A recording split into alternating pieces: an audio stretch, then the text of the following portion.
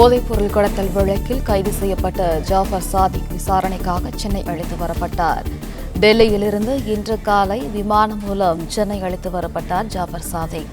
7 நாள் காவலில் எடுத்து விசாரிக்கப்படும் ஜாஃபர் சாதிக்கிடம் அயப்பாக்கம் அலுவலகத்தில் விசாரிக்க திட்டமிட்டிருப்பதாகவும் தகவல் வெளியாகியிருக்கிறது. போதைப்பொருள் கடத்தல் வழக்கில் கைது செய்யப்பட்ட ஜாஃபர் சாதிக் விசாரணைக்காக சென்னை அழைத்து வரப்பட்டார். சென்னையிலிருந்து இன்று காலை விமானம் மூலம் சென்னை அழைத்து வரப்பட்டார் ஜாஃபர் சாதிக். 7 நாள் காவலில் எடுத்து விசாரிக்கப்படும் ஜாஃபர் சாதிக்கிடம் அயப்பாக்கம் அலுவலகத்தில் விசாரணை நடைபெறும் என்று தகவல் வெளியாகியிருக்கிறது.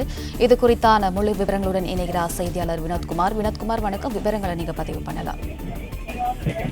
ரூபாய் 2000 கோடி மதிப்பிலான போதைப் பொருள் கடத்தல் வழக்கில் முக்கிய மூளையாக செயல்பட்டது மட்டுமல்லாமல் இந்தியா, ஆஸ்திரேலியா போன்ற வெளிநாடுகளில் இருந்தும் இந்த போதைப் பொருள் கடத்தப்பட்ட வழக்கில் திமுக முன்னாள் நிர்வாகியான ஜாஃபர் சாதிக் டெல்லி மத்திய போதைப் பொருள் தடுப்பு பிரிவு அதிகாரிகளால் கடந்த 10 நாட்களுக்கு முன்னதாக கைது செய்யப்பட்டு தொடர் விசாரணையானது மேற்கொள்ளப்பட்டது.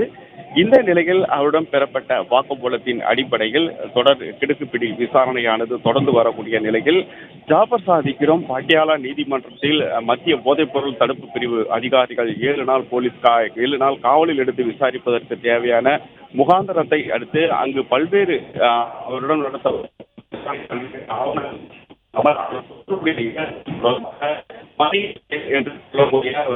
திறந்தார். அந்த போதைப் பொருள் கடத்தல் வழக்கில் கிடைக்கப்பட்ட வருமானத்தை தொடர்ந்து அந்த பணம் எங்கெல்லாம் செலவிடப்பட்டது என்றதெல்லாம் என்ற முழு ஆதாரங்களோடு சேகரித்த மத்திய போதைப் பொருள் தடுப்பு பிரிவு அதிகாரிகள் மீண்டும் அவரை 3 நாள் காவலில் எடுத்து விசாரிப்பதற்கு தேவையான முகாந்திரத்தை பெற்றனர். இந்நிலையில் இன்று காலை இண்டிகோ விமானம் மூலம் சென்னை விமான நிலையத்திற்கு அழைத்து வரப்பட்ட ஜாஃபர் சாதிக் சென்னை அடுத்த அயப்பாக்கத்தில் இருக்கக்கூடிய அலுவலகத்தில் வைத்து விசாரணை நடத்தப்பட்டு வருவதாக தகவல் வெளியாகி இருக்கக்கூடிய நிலையில் அதேபோல் அவர் கொடுத்த வாக்குமூலத்தின் அடிப்படையில் சென்னை அடுத்த பெருங்குடியில் அவர் நடத்தி வந்திருந்த வீட்டை குடோனாக மாற்றி அந்த பவுடர் அங்கிருந்து சப்ளை செய்யப்பட்டதும், அது மட்டுமல்லாமல் அவருடைய நெருங்கிய கூட்டாளிகளுடன் தொடர்பு இருப்பதும் மத்திய போதைப் பொருள் அதிகாரிகளால் நிரூபணம் செய்யப்பட்டிருக்கக்கூடிய நிலையில் இந்த விசாரணையானது மேலும் வலுவடைந்து தற்போது சென்னை அழைத்து வரப்பட்டிருக்கக்கூடிய ஜாஃபர் சாதிக் அவருடைய அலுவலகம் சென்னை பட்டினப்பாக்கத்தில் வசித்து வந்த அவருடைய வீடு மட்டுமல்லாமல் அவருக்கு மத்திய போதைப் பொருள் தடுப்பு பிரிவு அதிகாரிகளுக்கு கிடைக்கப்பெற்ற ஆவணங்களை மையமாக வைத்து அடுத்த கட்ட விசாரணை சென்னையில் துவக்கப்படும் என்ற தகவலும் வெளியாகி உள்ளது.